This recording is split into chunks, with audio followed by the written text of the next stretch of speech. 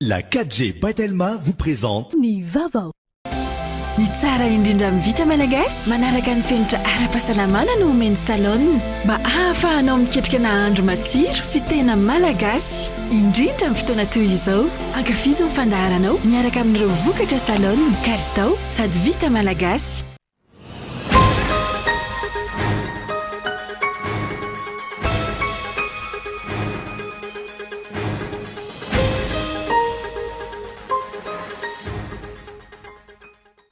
Any amin'ny filohan'ny Repoblika ny mahasoany rehetra amin'izao farany herinandro zao. Inona ny fanapa-kevitra ho raisin'ny manoloana ny zava-misy eto amin'ny firenena. Manohy ny fomba fanaony ny mpanao politika sasany. Maro ireo orinasa mikatso, mitaraina ny vahoaka, ny ady amin'ny valinaretina nefa tsy maintsy hatrehiny. Miroso ny asa fanamboarana lalam-pirenena fahatelo amby efapolo amin'izao fotoana izay tanterahiny eo anivon'ny ministera ny asa vaventy sy ny fanajariana ny tany miaraka amin'ireo mpiara-miombonantoka maro samihafa. Omaly nidina anjery fotony ny fizotro ny asa ny delegasion izay tarimy ministry ny asa vaventy sy ny fanajariana ny tany Ajo Andriana Enarvelo. Etsy ankilany miatomboka ihany koa ny fanavaozana ny lalana mampifandray any Soavinandriana sy Ampary PK19 hatramin'ny PK30. Ny enatra amin'ny 570 ny fisoratam-panambadiana tontosaina anivo miboborotany maro amin'izao fotoan'izao. Saika ny fangatahana fisoratam-panambadiana efa nipetraka ambolana maro no tsy maintsy irosona ho an'ny boborotany fahatelo. Tsy maintsy ajaina ankila ny fipetra ara-pahasalamana ifehezana ny fiparitahany Covid-19. Omaly tokony tamin'ny 7 ora sy sasany alina. Trano iray no nisy nanafika atao amin'ny Fokotany Ambohy Matsinjo, commune Ambohimanambola. Tsy nisy ny ainana fohy na ny naratra tamin'ireo fianakaviana ny arambony. Sainga entana amin'ny tetina maheriny 420 tapitrisa ariary no kilany afo tanteraka. Voakapany mponina tamin'ny famaky ankilany iray tamin'ireo mpanafika. Azo ampiasaina any Etazonia ny remdesivir izay nahazo fankatoavana avy amin'ny FDA na ny Agence Américaine de Médicaments. Izay ny fanambarana nataon'ny filoha Amerikanina Omaly. Ny remdesivir izay fanafody mampihena ny fotoana hasitranany marary raha ny vokatry ny fikarohana Amerikanina.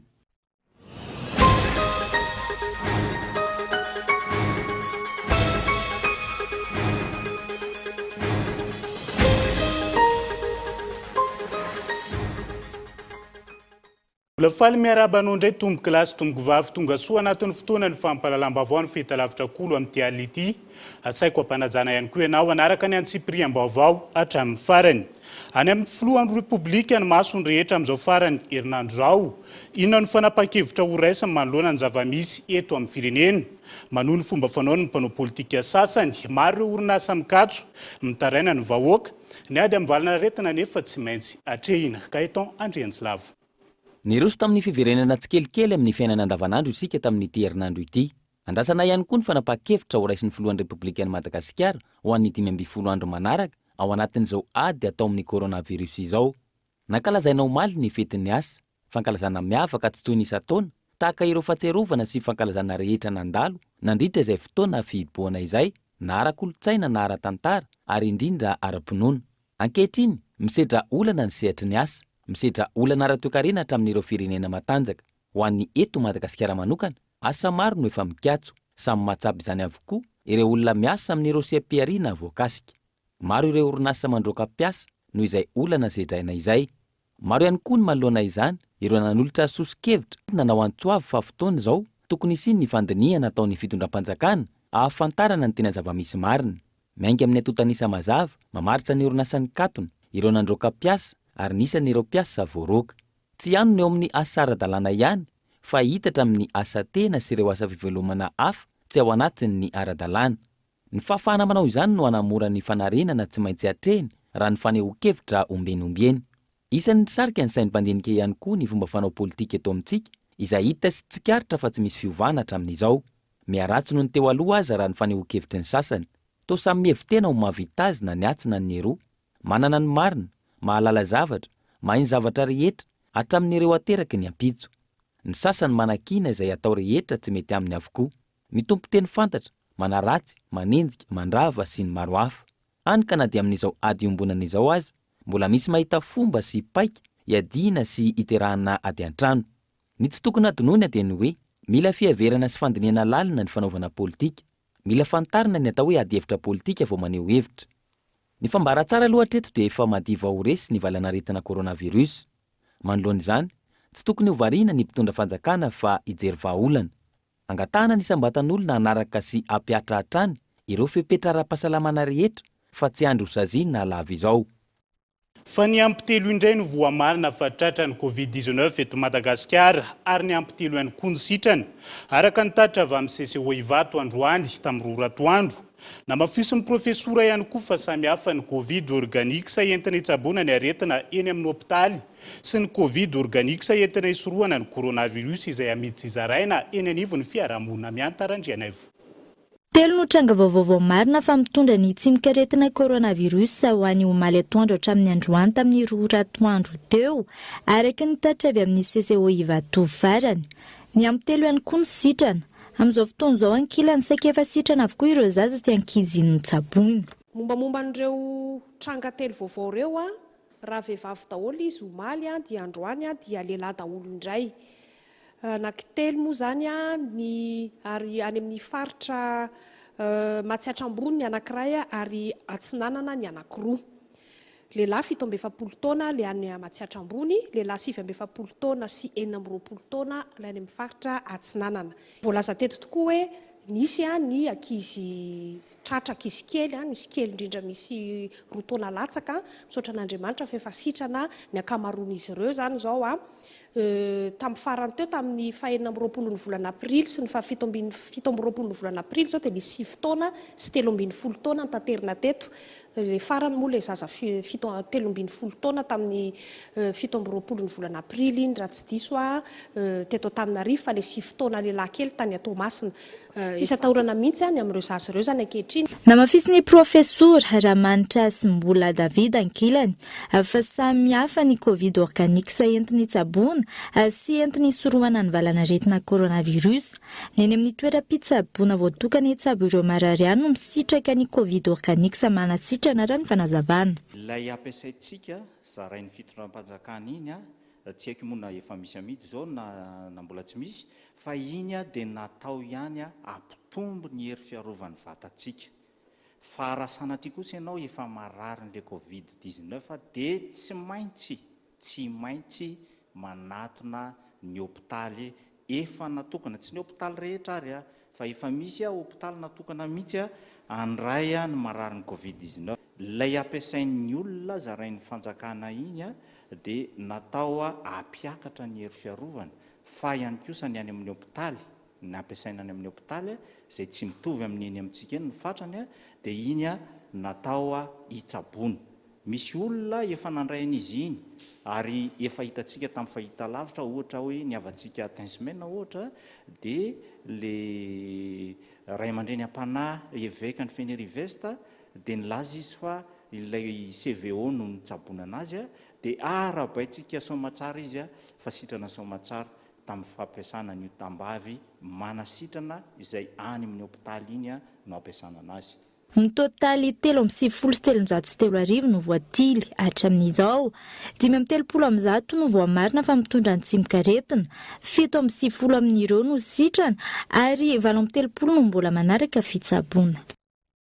Miroso ny asa fanamboarana ny lalam-pirenena fa 370 amin'izao fotoana izay tanterahan'ny eo anivon'ny ministera ny fanajariana ny tany sy ny asa vaventy miaraka amin'ireo mpiara-miombonantoka samihafa.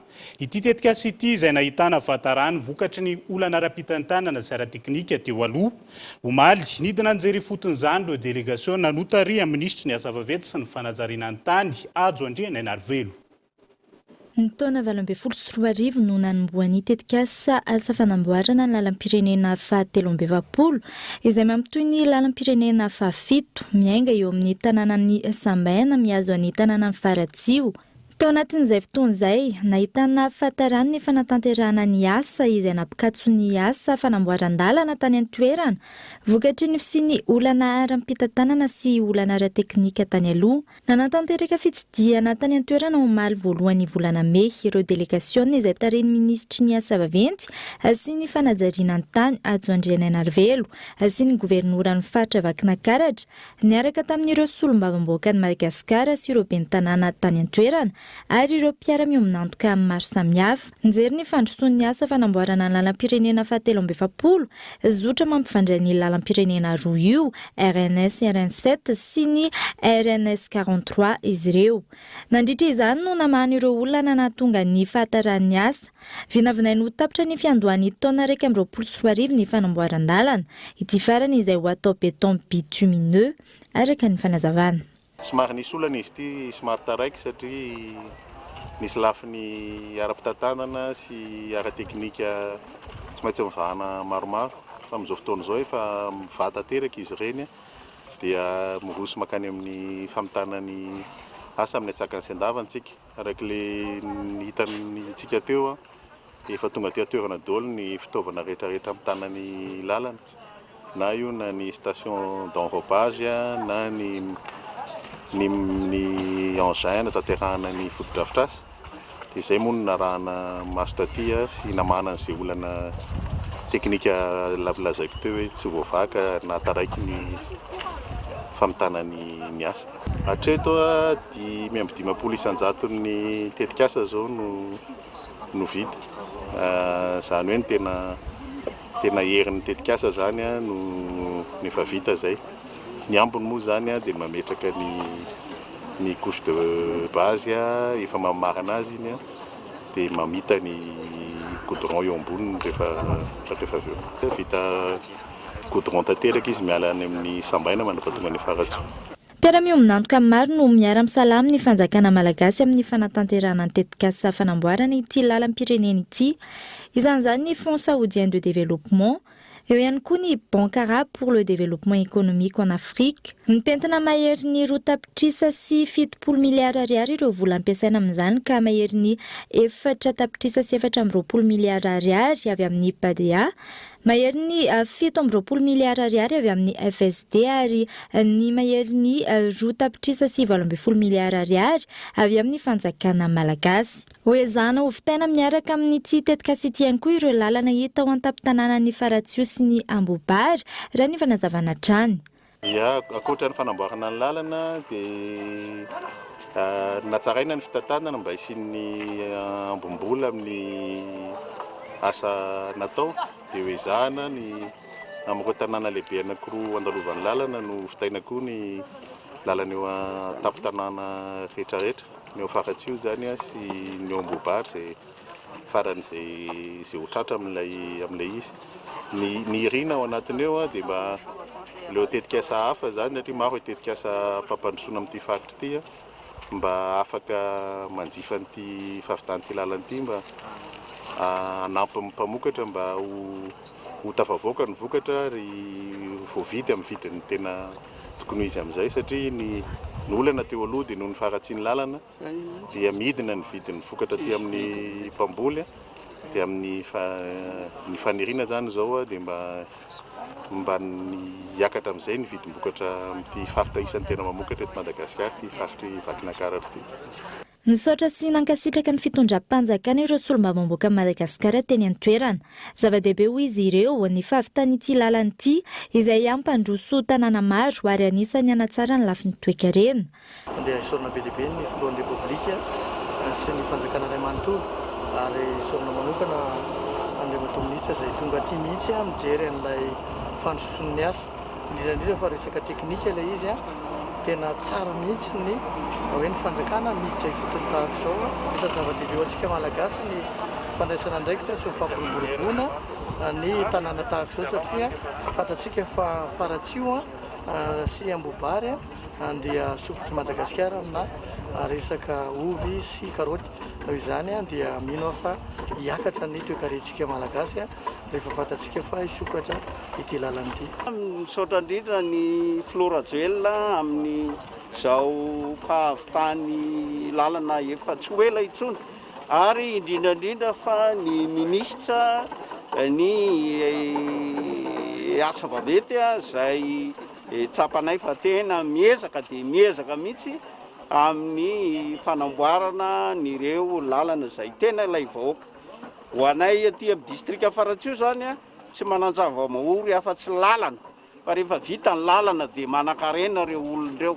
na eo aza ny valanaretina coronavirus sanotoehatra ny asa fanamboarana ny lalana sahan'ny eo anivon'ny ministera manaja sy manaraka amin'ny fipetraram-pahasalamana kosa izy ireo amin'ny fanatanterahana ny asany entitra amin'ny minisitra tompon'andraikitra amin'ny tsy maintsy anajana izany sy anaovany ireo fitaovana fiarovana rehetra ankoatra izay tonga nitsidika ny trano ministera ny asa vaventy sy ny fanajariana ny tany vita fanavoazana tao faratsoe ihany koa ny ministra nandritra ny fandalovany tany an-toerana.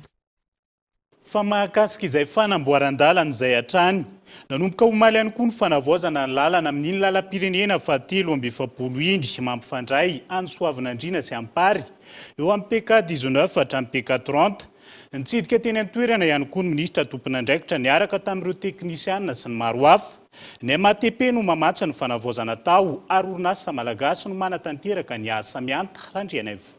Nanomboka tamin'ity volana ity ny fanavoazana ny lalana amin'ny lalam-pirenena fahatelo amby efapolo PK 19 ka hatramin'ny PK 30 tao anatin'ny fampanantenana nataon'ny filohan'ny repoblika ny vahoaka aty an-toerana nandritry ny fitsidiana antotosainy no nanambarany ny hanavoazana ity lalana ity niraisy ny ministera an-tanana ny famitana ny asa ary ankehitriny efa feno avokoa ny fitaovana sy ny entimanana natanterahana izany. Nandalo taty zahay tamin'ny fotoanandro niaraka tamin'ny filoham-pirenena nanao fampelezan-kevitra dia betsaka nangataka tamin'izay hoe amboary ty lalana Soavinandriana ity marina nytenen'ny Ramatoa Solombavam-bahoaka teo hoe tsy vita io mandangy amin'ny filoham-pirenena dia ngamakosa androany mba alohandray aloha mamorona zavatra hafa ho resahana fa raha le lalana efa vita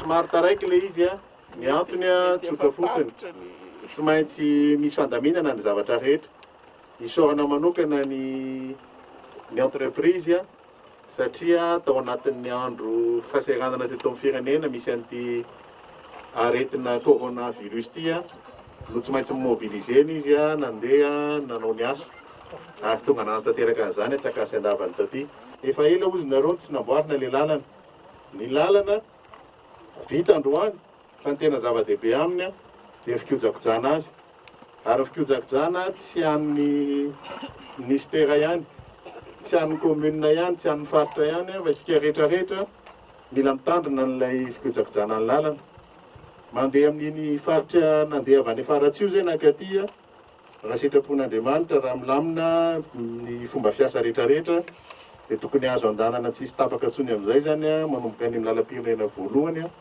mamonjy ny lalam-pirenena fahafito afaka volana vitsivitsy. Araka izany ny ministera ny fanajariana ny tany sy ny asa vaventy no miantoka manontolo ny famatsimbolan'izao fanaovana ny lalan'izao amin'ny alalan'ny RPI na ny ressources propres internes. Orinasa malagasy ihany koa no manao ny asa tombontsoa maro no azo vokatra izao raha ny fanazavana. Orinasa malagasy koa ireo hitanareo amin'ny fitaovana entina makaty fanezahana nanampy ny orinasa malagasy dia nanao ny ezaka kory zareo mba hanana tena manao asa manara-penitra ny zavatra atao ary mampiasa fitaovana ho ana matianina ny koa ny zavatra atao rehefa manao zavatra. Ny hoe tsy vita ny fanamboarana ny lalana fa eo ihany koa ny fanampiana n'ireo orinasa malagasy rehetrarehetra mba hanana asa sy mba hanana tsena mba hahafahany mivoatra sy mampiakatra n'ity firenena ity.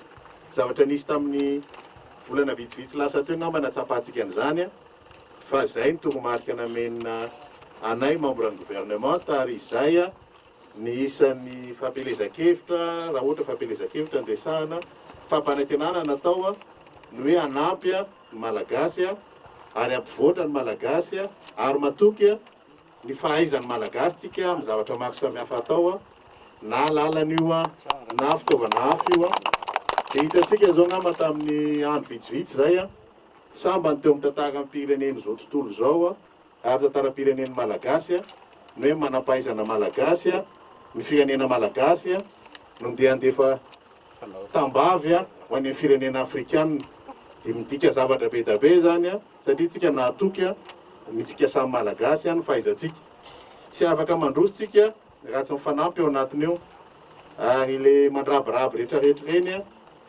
dia mazava ho azy tsy mety aminy raha mba misy malagasy mitovy aminy afaka mivoatra ary zany mila toe-tsaina hovaina ary zay mahatonga anay manosika ary manampy araka lazaiko teo hoe zay ny toromarika mena mpitondra sy ny ministra rehetrarehetra ny malagasy mpahitanrazana amintsika amin'ny lafiny rehetrarehetra amin'ny zavatra tokony atao hanatsarana ny firenena. Isan'ny fanavaozana tao ny fanampenana ireo lavaka rehetra eny amin'ny lalana. Omaly nitsidika ny jerinivo zotry ny asa teny an-toerana ny minisitra Ajo Andry Ananarivelo niaraka tamin'ireo solombavambahoaka sy ny maro hafa. Ankoatra ny fijerena ny asa, isan'ny antony fitsidiana antotosainy anaramaso ny fenitra ataon'ny orinasa raha toka manaja tanteraka ny fepetra isorohana ny coronavirus. Jehivina mandrina ndraika 12 kilometatra eo no voakasika izao tetika izao.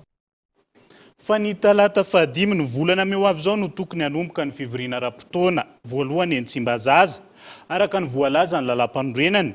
Mbola baraingo zany hatreto noho ny vanim-potoana manokana sy ny amena ara-pahasalamana avokatra ny vanin'aretina COVID-19 dia avy ny firenena. Miankina amin'ny fanambarany filohan'ny Repoblika araka izany ny firosonana tsia amin'izay fivoriana ara-potoana izay. Araka ny voalaza ny lalam-panorenana ao amin'ny 15/7, mivory ara-potoana indroa isan-taona mandritra ny 80 andro ny anteny mera-pirenena. Manomboka ny talata voaloha amin'ny volana Mena voalohany ary ny talata fahatelo amin'ny volana Oktobra ny faharoa. Raha ny talata fahadimy ny volana Meo avy zao araka izany no tokony hanomboka ny fivoriana ara-potoana voalohany eny Tsimbazaza. Mbola tsy fantatra mazava ny fanatanteran'izany hatreto ny solombavambahoaka nanaovana fanadihadiny. Laha teny ataon'ny filohan'ny Repoblika no hamaritra azy na dia eo aza ny lahadinika maika tsy maintsy hirosona. Isany koa ambon'izay ny fivoriany mbirao mahatry ny anteny mera-pirenena izay hamaritra ny firosona amin'ny fivoriana ara-potoana na tsia. Amin'ny atalata ho avy zao io koa dia misy ny fiatsona fivoriana ny birao maharitra ny anteny mera-pirenena andinihana momba an'izay fivoriam-be eto amin'ny anteny mera-pirenena izay ka mbola miankina amin'io fivorian'ny birao maharitra sy ny valateny ny filohan'ny Repoblika izay zany ny fidirana ofisialy amin'ity fivoriana ara-potoana ity. Maro ny lahadinika hojerena mandritra ny 2 volana anatanterana ny fivoriana ara-potoana ny anteny mera-pirenena. Isan'izany lalàna amin'ny fenititi-bola-panjakana ho antoana 20 Hodinihana mandritra izany ihany koa ny sata amin'ny feni-mpanohitra. Tsy maintsy iverenana ny fikondò momba ny fandrafetana ny tolo-dalàna ifezana ny mpanohitra eto Madagasikara, ampifandrindrana amin'ny zavamisy sy ny toe-draharaha, hoy ny solombavambahoaka. Famirongatra ny asan-jiolany amin'ireo faritra lavitra ny renivohitra. Omaly tokony tamin'ny 7 ora sasany alina. Trano iray no nisy nanafika ary nidioran'ny jiolahy tao amin'ny Fokotany, Ambohimatsinjo, commune Ambohimanambola. Tsy nisy ny aina fohy, tsy nisy ihany koa ny naratra tamin'ny fianakaviana ny Arambona. Saingy entana maheriny 420 tapitrisa ariary no kilany afo. Voakapany porona tamin'ny famaky ankilany iray tamin'ireo mpanafika mianta Randrianaivo. Trano iray teto amin'ny vohitra Volomborona, Fokotany, Ambohimatsinjo, commune Ambohimanambola no nitafian'ny jiolahy. Omaly tokony tamin'ny 7 ora sasany alina. Zaho trano ambony zany matory eo zay dimy mianaka. Dia ny zavatra henoko tato ambadika tato misy zavatra mipoaka be. Dia mifoako. Dia nitazana tetsy ambaravarakely dia olona maro be ny tandavana mivezivezy amin'ity. Tapitapo izay naka sifle tao ambony. Dia sokafako moramora indray ilay varavarana avy eo. Dia nitsoka mafy be dia mbola mitabataba be andro zareo hoe io fa mitsokatsoka sifle. Dia avy eo nakatoka ilay varavarana. Dia avy eo nidominy zareo ilay varavarana ato amin'ny côté avaratra ato. Dia miditra tao zareo. Dia vetivety eo tafavadika tan'ireo mandeha tato avaratra tato amin'izay. Dia nahitazana an'ilay anankiray teto zany dia iny anankiray iny no namaky an'ilay varavarakely teo ambony. Dia zany andro teo amin'ny côté amin'ny varavarana. Dia efa mbola variana hoe aiza ilay basy fa mivady, aiza ilay basy. Dia avy eo tonga dia zany niazona antsy be ohatr'izay. Dia tonga dia nikapaiko teo amin'ny lohany teo. Dia kikika kely izy nanao hoe kay. Dia tonga dia ninjera taty amin'ny tany. Dia anankiroa tato anatin'ny tato miteny hoe io moto io ty jereo raha be lasantsy dia sokafa an'ilay réservoir ana moto. Dia tonga dia nampiretiny dia aleo ty omay eo dia aleo ndao tsika handeha. Voatsikaritra aloha zany valo fitambaran'ny zareo. araka izany kilany afo nodorandreo jolay ty trano iray ity mety ao anatin'izay avokoa ny entana sy ny tsena ary ny moto izay mitentina maherin'ny 420 tapitrisa ariary. Tsy vao izao no misy ny tranga fanafiana raha ny fanazavan'ireo mponina teto amin'ny vohitra volomborona asaingy no ny fisiany couvre-feu nanomboka nisy ny Covid-19 tsy afaka manao andro masom-pokon'olona ny vahoaka ary ny androngatra ny asan-jolahy tahaka izao. Manao antsoava amin'ny fitondram-panjakana manoloana ireo mponina hanamafy ny fandriampahalemana. Taonay zany ho amin'ny fitondram-panjakana maheva satria matetika loatra zany le zavatra mitranga eto amin'ny faritra volomborona aloha sikana manokana sy atao anatin'ny commune Ambohimanamboly. Ny gendarmerie zany manao zay hoafany ary manatateraka ny asa fa le fitaovana hoentina manatateraka ny tsy ampy indrindrindrindra hoe resaka fitaterana fiara moto dia mba angatahana fitondram-panjakana maheva zany satria maty le vahoaka satria tena tsisy ino izy ty tsisy zavatra azo natenaina intsony zany fa zay vita kely zao fiafaran'le fiainana zay vita dia zao fiafaran'le izy. Ny gendarmerie ara-potoana fatongavana fa noho ny fahavitsin'le élément zany sy ny fahavitsin'le fitaterana zany satria raha tokony nisy fitaobilina roa sy telo ohatra zany dia tsy hafanana satria mbola taobilin'olona ary mbola nety gendarme anakaty izy.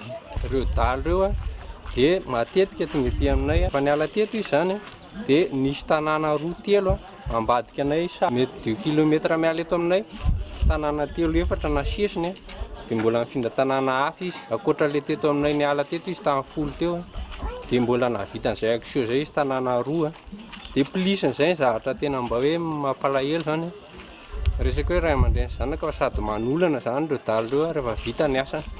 Tsy nisy ny ananafoy ary tsy nisy naratra ny mponina raha ny fanazavana trano nandritra iny fanafiany. Ahina ho very asa fivelomana ny atsasam-piasa maneran-tany ao anatin'ny 3 volana manaraka vokatry ny fiparitahany Covid-19 izay no FTB nisongadina tao anatin'ny tatitra navoakany OIT na ny Organisation Internationale du Travail ny fiandohan'ny herinandro teo. Ilaina ny fandraisana ny tanàna aingana entina manarina ny toe-karena maneran-tany. Michel Arana-John. Mampivarahontsana ny antotanisa navoaka ny fikambany iraisan'ny pirenena momba ny asa ny 20 aprily teo momba ny vokatry ny fiparian'ny coronavirus maneran-tany. Antsasan'ny mpiasa mandina ny 3.3 miliara maneran-tany no ahina ho very asa fivelomana ao anatin'ny 3 volana manaraka ary mila mivonona ny rehetra amin'ny vokany goavana amin'ny resaka fahantrana. Raha ity antotanisa ity hatrany 3 ampahefan'ireo mpiasa tsy ara-dalàna izany hoe olona 2.4 miliara maneran-tany no tsy maintsy hiatrika ihany koa ny tsy fananana asa. Nandritry ny 2 volana voalohany fiparian'ny valanaretina coronavirus, nienatra amin'ny 80% ny fidiram-bolan'ireo mpiasa tsy ara-dalàna maneran-tany, vokany midina hatramin'ny 1.20% izany eto Afrika sy any Amerika, 1.20% any Asie Pasifika ary 70% any Europa sy Asie Centrale. Ho an'ireo mpiasa sy mpampiasa amin'ny tsy miankina kosa indray mandinina ny 4.700 tapitrisa ireo orinasa misedra mafy ny vokatry ny Covid-19 ary sedra olana goavana ara-bola. Raha toy ny atsasany mahery amin'izany no misehatra amin'ny varotra izay sehatra izay isany voakasika indrindra maneran-tany amin'izao. Etsy ankilany, raha antotanisa navoaka ny OIT hatrany, nienatra amin'ny 4.5% ny ora ny asana maneran-tany ny 3 volana voalohany ny taona 2020, raha toka ampitaina amin'ny 3 volana voalohany ny taona 2020. Ilaina ny fandraisana an-tanan'ireo sehatra asa rehetra amin'ny firenena rehetra, entina manarina ny toe-karena ilay firenena sy manarina ihany koa ny toe-karena maneran-tany. Fanidina ny lanjan'ny ariary nanomboka ny faraparan'ny volana aprily teo hatramin'izao araka ny tatitra vambanky foibe ny Madagasikara. Izany hoe raha nanodidina ny 504 ariary ny €1 ny fiandohan'ny volana aprily. Tany amin'ny 15 aprily tany dia efa niakatra ho 104 ariary ny €1. Nanomboka ny voalohan'ny volana martsa ka hatramin'izao ihany koa nidina hatrany ny sandam-bola malagasy ary lasa 7.4 ariary ny €1.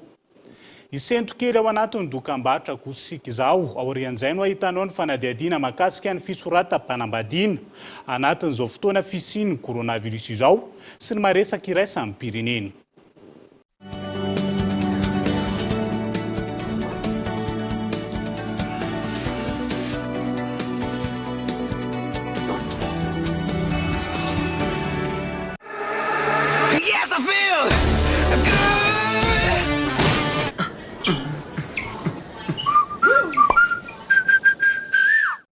crédit nafinday telma ianao afaka terina netranonao zany telma ekif plus 4G efa misy WhatsApp, Facebook, YouTube, Google Assistant ary telma et moi misy hotspot wifi afaka izaranao connexion amin'ny olona 10 batterie matanjaka mahatratra amin'ny 3 andro be zao telma ekif plus 4G amin'ny vidiny 69 000 RTTC monja manomboka zao raha mila crédit nafinday telma ianao dia afaka teriny sakafo anetranonao makanesa ao amin'ny tranokala na page Facebook isakafo na antsoiny 034 11 808 80.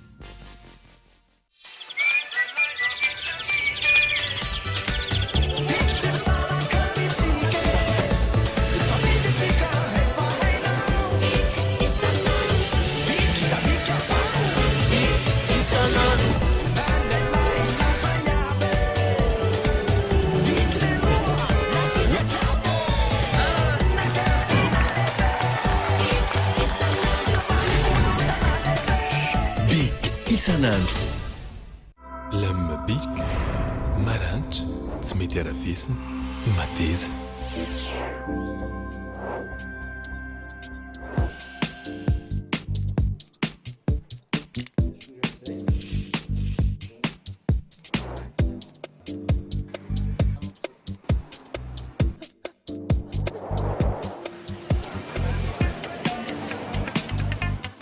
bika isan'andro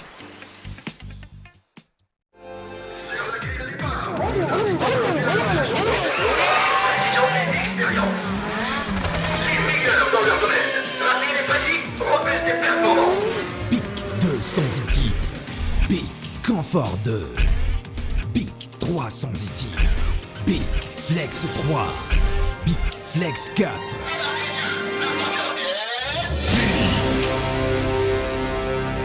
Pour plus de confort, adoptez la mousse et le gel à raser Bic.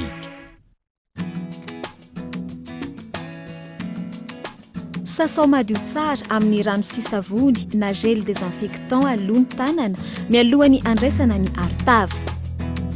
Amin'ilay tady no andraisana ny arotava ary ny sisiny somary mienjana no ambony. Apetaka ny arotava ary ketohina tsara ny eo amin'ny orana mba tsy hisy rivotra ivoaka. Sontomina koa ny ambany ary kendrena mba ho voasarona ny orana, ny vava ary ny soka. Tsy kitikitihana ny arotava eny am-panaovana azy. Adiny 4 rabe indrindra no hitondrana ny arotava ary nanaty dabapako misarona tsara izy ao aorianan'izay ary miverina manasa tanana amin'ny rano sy savony na gel désinfectant. Raha ny arotava azo sasana kosa ao aorianany adiny 4 mitondrana azy dia sasana amin'ny ranon-tsavony, kobaniny, aha amin'ny masoandro ary pasohiny.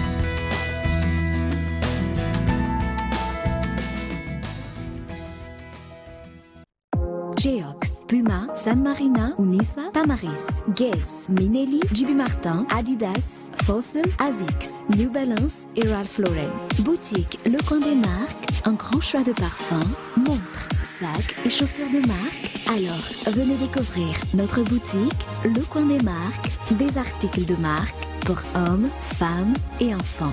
Le Coin des Marques, à Faravouch, téléphone 033 71 848 68. Yes, I feel good. Oh yeah. Yes, I feel.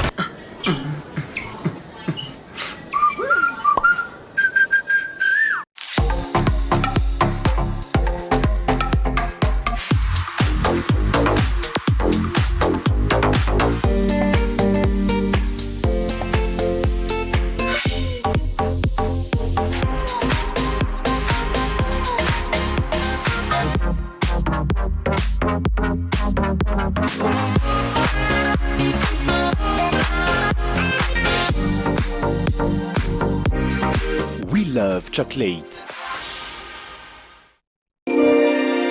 Votre bébé commence à marcher. Vous avez choisi les chaussures les plus confortables.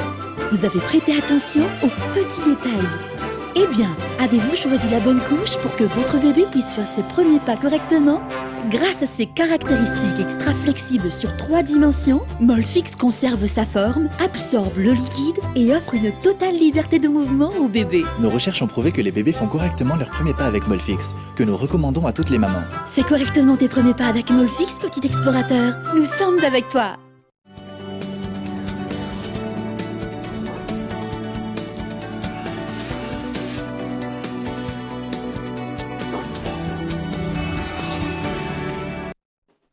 Anohizana ny fampahalalam-baovao amin'ity alina ity, ny 4,7 ny fisoratam-panambadiana totosaina anivo miboribory-tany maro amin'izao fotoana izao. Saika ny fangatahana fisoratam-panambadiana efa mipetraka ambolana maro no tsy maintsy irosona amin'ny boribory-tany fahatelo.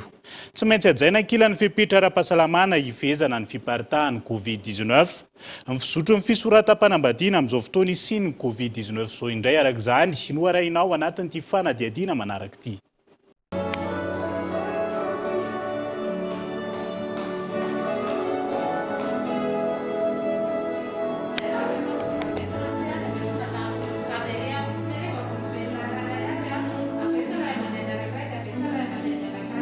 Izy roa no rakotondra misa lahatra sy rakoto mamonjy malalatiny. Bivady vao tojiny amena ara-pahasalamana nandritra ny fotoana irosona amin'ny fisoratam-panambadiana. Raha efa mbolana maro no niomana tamin'ny fanatanterahana ny andro tokana ho azy ny bivady. Tsy tanteraka araka ny tokony ho izy izany vokatry ny Covid-19. Raha teo ambany fanotrona ny fianakaviana maro ohatra no namina vinaina ny fisoratana. Nanano sarotra ny fisafidianana izay isolotena ny fianakaviana nandritra ny daty mpisoratana. Raha nahitanao zao tena olona vitsy ny olona teo olona 5 zany efa izay tsina efa niresaka tary amin'ny tompon'andraikitra tao. Dia ny ray aman-dreny moa zany ny zanaky dadanay sy mamanay no natsona dia izay tena farany akaiky indrindra amin'ilay isa voafetra indrindra zany dia izay no nanaovana azy. Ankoatra ny famerana ny mpanotriny, no foanana ny fiaraha-misakafo manokana sy ny maro hafa fanao mandritra ny andro manandaza toy izao izy roa. Fiaraha-misakafo tsotra no nanolona azy ho fanarana ny fepetra ara-pahasalamana napetraka ny fanjakana. Tsy natao ho sakana iravona ankilany izany ka antony namafisany hatrany, fa mifamatotra araka ny lalàna izy roa manomboka izao.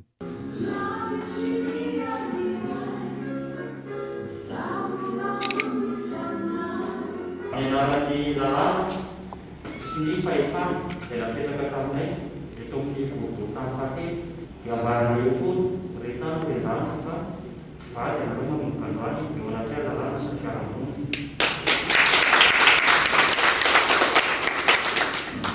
15 hatramin'ny mpiandraikitra ny fisoratana no nanotrina ny fisoratam-panambadiana ho azy ireo. Nirosona ny fanasana tanana mialoha ny fidirana ny hevitra ny fisoratany. Nanaovana ny arivava ary najaina ny elanelana ho an'ny rehetra. Raha tsy nandritra ny fotoana nanamarian'izy ireo ny fitiavany teo anatrehan'ny lalàna sy ny fianakaviana. Fa satria tokoa mantsy ho an'ny ady amin'ny coronavirus dia izao hoe ho anareo vato no ray ihany dia tsy maninona fa afaka mitambotra nareo. Mba tsy hiteny raha netaka na any an-trano. Fa nisitraka groupe elektrozène sy fiara-pitatitra marary avy amin'ny fitondram-panjakana ny hopitaly eo Faratsio. Fiara-miasa ny solombavambahoaka amin'ny Madagasikara sy ny fitondrana no nahazoana izany. Abraham Randriamanana. Afaka manohy ny asany ampilaminana ireo mpitsabo eo anivon'ny hopitaly eo Faratsio na eo aza ny fahatapahan-jiro any an-toerana vokatry ny fahazoan'izy ireo ny groupe elektrogène avy amin'ny fitondram-panjakana. Ho afa-pasahiranana ihany koa ireo marary amin'ny fahazoan'ny hopitaly fiara-mitatitra azy ireo. Fiara-miasa ny solombavambahoaka sy avy eo anivon'ny fitondrana malagasy no nahazoany ireto fitaovana vaovao ireto. Sy groupe io izay manana hery 15 kVA dia ho atolotra ny hopitaly eto Faratsio satria ty hopitaly ity zany efa misy toeram-pandidiana nefa ny jiro dia matetika mbola tapaka ty zany. Ny fomba nazahoana an'io zany satria lafilafy ihany izy io dia fiaraha-miasa ny zaho sy Andriamatoa Minisitra Adjo Andrianay Narivelo ary ny filohan'ny Repoblika dia misy koa io zany fiara aloha satria nisy ny fanomana ny Andriamatoa Filoha zay anome ambulance ampiasaina ho an'ny district Faratsio. Jomaika zany ty fiara ty aloha zany ampiasaina. Marara avy any amin'ny faritra maro eto amin'ny distriktan'ny Faratsio araka izany no ahazo tombontsoa amin'ny fisian'ireto fitaovana vaovao an'ny hôpitaly ireto araka ny fanazavana nentin'ny tompon'andraikitra. Ny centre CHRD Faratsio zany dia centre de référence eto amin'ny district dia mandray ny fandidiana moa zany zay amin'ny toeram-pandidiana ity. Ankoatr'izay misy ny mpiteraka, misy ny miditra hôpitaly, raisiny eto avokoa zany. Dia reo avy any amin'ny CSB avy any périphérie ny district zany dia tonga eto daholo ny ankamaroany. Matetika dia mandeha mireferé marary tokoa tsika noho ny jiro tapaka, noho ny aretina tsy vita eto an-toerana. Nisaotra ny fitondram-panjakana ireo mpiasa ny fahasalamana any an-toerana. Fa iray amin'ireo sehatra asa miverina misokatra tsikelikely ary ilaina fipetra-matotra ny asa fikirakirana ny hotanana na ny salon d'onglerie manoloana ny fiparitahan'ny Covid-19. Entina aminao anatin'ity fanadihadiana manaraka ity ny olana sedrain'izy ireny fa indrindra ny mahakasika izay fepetra-petraka izay misy ilarana John. Isan'ny fepetra ara-pahasalamana iray entina misoroka ny fiparihan'ny Covid-19 ny tsy fifandraisan-tanana. Sehatra asa iray tsy maintsy mikasika izany anefa ny fikirakirana ny hotanana na ny manucure. Ho an'ny toerana iray nanaovana fanadihadiana mikirakira izany, efa misy ny lamina entina misoroka izany. Vo amin'ny fito sasany katramin'iray dia fepetra raisinay efa nampianay gel ery ambaravarana. Dia tonga dia manasa tanana eny olona rehefa miditra dia raisinay izy. Dia le manao le ohatr'izao moa tsy le iray metatra zany tsy maintsy raisina ny tanan'ilay olona. Dia zay ohatr'izao fa samy manao kasibosy. Samy manao kasibosy ny client dia izay mandray anazy koa manao kasibosy. Le gel foana zany ampiasainay, mampiasa le gel zay dia rehefa mavita olona koa zay dia miezaka manasa tanana. Dia indraindray koa ny olona tsy dia mety amin'ny gel dia efa misy savony koa zay dia afaka manasa tanana amin'ny savony koa. Ho an'ireo mpanjifa tsy sakana ho azy ireo ny fandehanana amin'ny toerana fikarakarana hoho rehefa voahaja avokoa ny fepetra ara-pahasalamana rehetra. Natao personnellement za sady miasa dia tena nanaraka ohatran'izay androany no akaty karakara vatsina. Fa tsy maintsy atao fa le amin'ilay hoe lasa tsy maintsy maka rendez-vous dia maka rendez-vous aloha fotsiny dia makaty ihany. Aloha mety hoe 2 fois par mois teo na 3 fois par mois dia izao zany lasa le misy an'ity hoe indraindray izy maraina ihany sisa misokatra dia lasa niena le izy. Zany hoe androany indray no vovakaty dia mety hoe après une semaine indray manala dia hita indray hoe fa fotoana koa tsy maharaka satria le sady miasa ana dia miteny mifanaraka dia lasa tsy maintsy niena kely fanaovana izy. Ana fotsiny le hoe manao cache-bouche dia manositra gel koa rehefa alohan'ny andraisan'ny tanana soatran'izany dia izay dia ezaka manaraka an'izay. Sehatra asa maro no simbain'ny fiparihan'ny Covid-19 maneran-tany. Ho azy ireo, raha ny fanazavana lara-pahamena ny fiverenana misokatra tsikelikely ahafahana manonitra ny fandaniana maro isan-karazana. Zao zay olona tonga eto dia raisinay foana fa amin'izao lasa sy rendez-vous ilay izy dia zay olona maka rendez-vous zany no raisinay amin'izao. Dia lasa mifaty antoka mihitsy satria taloha zay mety mahavita olona 30 mihoatra nefa izao zay le izy sy rendez-vous moa le fotoana koa kely dia mety olona 10 ihany no vitanay manfatonga le amin'ilay. Tsy maintsy satria ny ankizy koa mandray karama izay mandoa fatrano dia izay mahatonga anay misokatra. Dia mandoetra koa izay dia eo daholo samy rehetrarehetra izany dia miezaka foana izay mba hoe misokatra izany. Raha toa ka maro amin'ireo orinasa no nandefa ny mpiasany amin'ny chômage teknika, ho azy ireto kosa ny fiverenana miasa tahaka izao na miena aza ny mpanjifa no ny masoana fa indrindra hanomezana fahafaham-po ho an'ireo mpanjifan'izy ireo. Lafombaovao hafa kosa indray ho fiarovana ny vokatra lavanilina no vatsiana fitaovana hoenty miasa ireo andromasom-pokon'olona ao amin'ny faritra Zava taorian'ny fanomezana fiofanana azy ireo.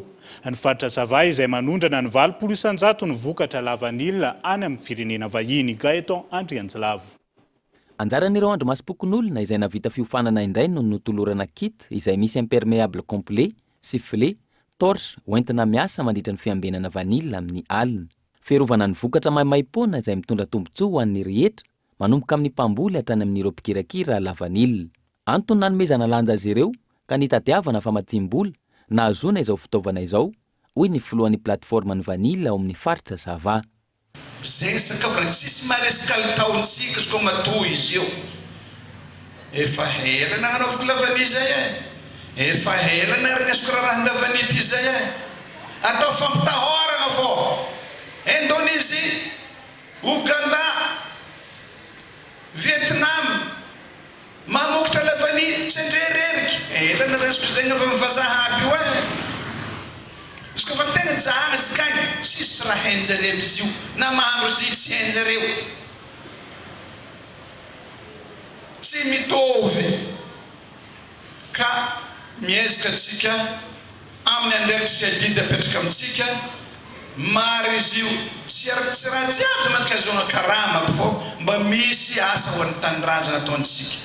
Kit miisa 270 no anjaran'ireo fokotany miisa 470 ao anatin'ny commune miisa 7 amin'ny 120 izay natsangana ny Andriamasom-pokon'olona ao amin'ny distrikany Andapa. Manana fahavalo lehibe ny faritra Savara ny fanazavana, ireo mpangalatra vanille ary ireo mikirakira vanille mialohan'ny fisokafan'ny tsena. Ity farany no sarotra afongarina noho izy ireo manambola raha ny fanazavana hatrany. Olo mpangalatra aloha an-tsena dia olo magnantsela aloha, olo mandraka ny fandaminana atany Andriamasom-pokon'olona atany be ny tanàna tany Sefokotany. Regny tegna mampanahirana antsika. Ao ny tegna misy gidra mana. Areto zay amin'ny agnaran'ny vahoaka ato amin'ny district Andapa. Andreo ato lehibe district marina volagnina teny. Raha agnisan'ny mampanahirana ny olo amin'ny mahakasiky ny fisaham-pirana lavanito, adiany regny mpagnantsela aloha regny. Izy tsy hainy vahoaka madiniky hoany izy hatramin'izao maloha. Dikan'izany mpagnantsela mpividy izy koa tsisy. Izy tsisy ampangalana. Kit manodidina ny 10 no anjaran'ny faritra Sava, ifanazo ny anjarany ao Sambava sy Antala, ary izao eto Andapa izao. Ny alatsinainy ho avy izao no azo ny anjarany ihany koa ny ao Ampanefena distrikany Voemar. Ny faritra Siavatsy ivona no manondrana ny 20 isanjaton'ny vanille makany ivelany, ary mampidi bola voalohany amin'ny kitapom-bola mpanjakana sy mampiditra vola vahiny eto Madagasikara. Raha ny Antotanisa Voaray, manondrana vanille 900 tonna hatramin'ny 700 tonna isa-taona ny faritra. Hatreto, mbola tsy voafaritra ny daty isokafan'ny taom-pihotazana vanille amin'ity taona 24 ity. Fa zazalahy miisa 5 napetraka ao amin'ny toby fanarenana zaza maditra ao amin'ny commune ambanivohitra Joffreville Antsiranana no nomena fanampiana amin'izao ady amin'ny Covid-19 zao. Ankoatriny ao Joffreville, misedra olana avokoa ny fonja rehetra any amin'ny faritra avaratry nosy noho ny fahafenoany hoy ny solombavambahoaka ka mangataka ny mpitondra hijery ny vahaolana gay eto Andrianjilavo. Ankoatry ny vary, menaka, sira sy ny maro hafa notolorana kodory sy bodofotsy, akanjo sy kapa ihany koa ireto zazalahy miisa 5 mipetraka ato amin'ny toby fanarenana zazamani ao amin'ny commune ambanivohitra Joffreville Antsiranana ireto. 12 taona ny zandriny indrindra ary 17 taona ny zokiny indrindra amin'izy ireo. Tonga eto moa zay androany rehefa ny visite ty toerana ty matetetika zay mandeha ty dia manolotra vary, manome zavatra kelinjareo. Fa tamin'ity mitoroka ty nitondra zay matelas satria tsy ampy ny matelas ato. Misy ny farafara, ny fandrina, fa ny matelas zany tsisy. Ka tonga eto zany zay androany no sady nanatitra vary, nanatitra brosse à dents, dentifrice, savon, kapa satria amin'ity toerana ty azo lazaina ihany en dehors de la ville mangatsika amin'izao fotoana dia nanatitra pull koa zany zay, nanatitra drap zay amin'ity toerana ty. Ka mitodika aminareo amin'ny ministère ny fisarana, fandrindra anao monsieur le ministre, rehefa mba mandalo aty avaritra ny nosy tsara ihany no jerena akaiky ity fonja ty, ity centre de rééducation ny zaza maditra eto. Toraka zany ny Angy Diego, misy zaza maro be eo amin'ny 120 ry zareo no migadra ao. Zay tegna hoe zaza efa tsy voatazona mihitsy fa manao zavatra mamoa fady. Ka iny zany no any. Fa ny aty ndray zaza mbola éduquena ry zareo satria zaza tokony mbola hianatra, zaza tokony mbola aray maso amin'ny fampianarana fandrindra amin'ny fanabeazana. ka rehefa mba mandeha ty varotra nosy anareo mba mijery tsy vitany hoe Diego ihany na eto Geoffreyville satria Geoffreyville moa misy anay zao fa ny Anambanta c'est encore pire sy any Nosy-Be any koa ny any Antala ny capacité d'accueil any Antala ny fonja any dia eo amin'ny 250 nefa tsika mitelo zao efa mandeha plus de 1000 ny ao na le tokotany ry ny voanjareo zany efa mifanisisika be dia tokony hojerena zany indrindrandrindra koa zany ny sakafo. Nanolotra fisaorana ny tompon'andraikitry ny toby ary nampanantena fa hanaraka ireo fepetra ara-pahasalamana iadina amin'ny coronavirus.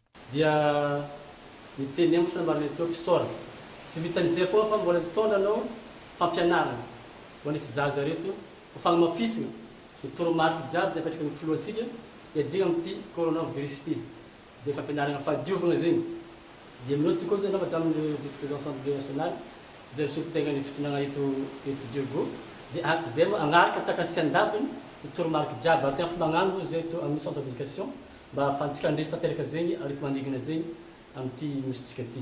Ny faha-efatra amby roapolo ny volana Jolay 20 tsy ahivona no nitokanana tamin'ny fomba ofisialy ity ivitoerana fandraisana zazamadiitra eto Geoffreyville ity.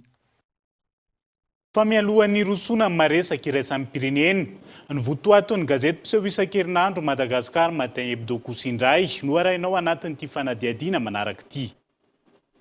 Nivoaka ny laharana faha 1/7 ny gazety mpiseho isan-kerinandro Madagascar Matin Hebdo ho an'ny daty ny voalohatra amin'ny faha 7 ny volana May ho avy izao izay azo jifaina amin'ny sarany 900 ariary.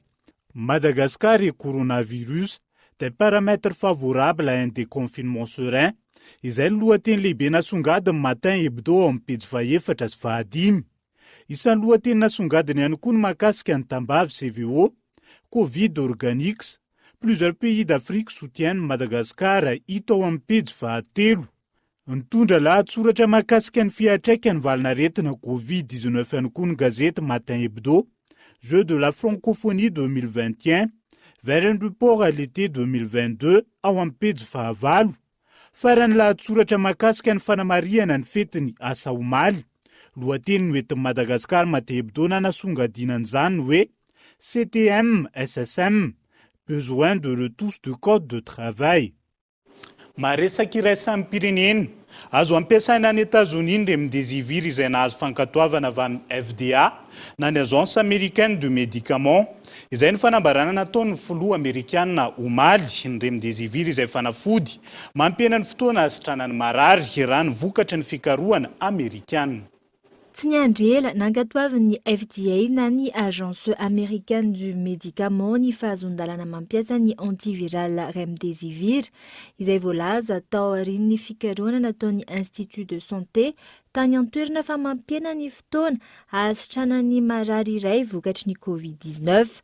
Raha toka 12 andro ny ahasitranany marary iray, raha toka mampiasa ny remdesivir dia miena ho 12 andro izany. Omaly no nambara izany tamin'ny fomba ofisialy ny filoha amerikana Donald Trump. Nentina nitsaboana ny Ebola ny remdesivir tany aloha ary fanafody isan'ny misy fiantraikany amin'ny coronavirus izany amin'izao. Olona 10 no nanaovana andrana ary ireo marary ny Covid-19 izay efa nanana olana ara-pisefona no sitrana aingana kokoa. Doza iray tapitrisa hatreto no nomeny laboratoire Gilead any États-Unis. 10 andro ny faharetan'ny fampiasana izany. Ireo hopitaly ahitana marary betsaka hatreto no izarana izany raha nambara ny filoha amerikana. Dia izay ny kotomboka lasy tomboky vavy nentina namarana ny fampahalalam-baovao tamin'ny dialy ity. Ankasitrahana feno mifanaranosany hatramin'ny farany ny sampana fampahalalam-baovao dia mame fotoananao raha mipitso amin'ny ora mahazatra. Tena kosa mametraka ny veloma mandrapitafa, veloma tompoko.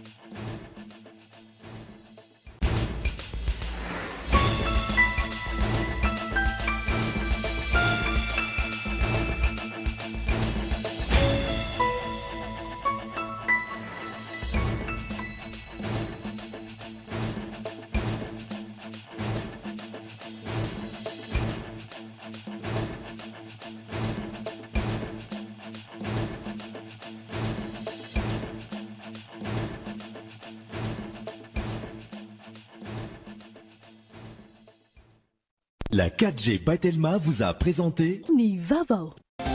Ny tsara indrindra amin'ny vita malagasy manaraka ny fenitra ara-pahasalamana no omeny salon mba ahafahanao miketrika nahandro matsiro sy tena malagasy indrindra amin'ny fotoana toy izao. Ankafizo ny fandaharanao miaraka amin'ireo vokatra salon kalitao sady vita malagasy.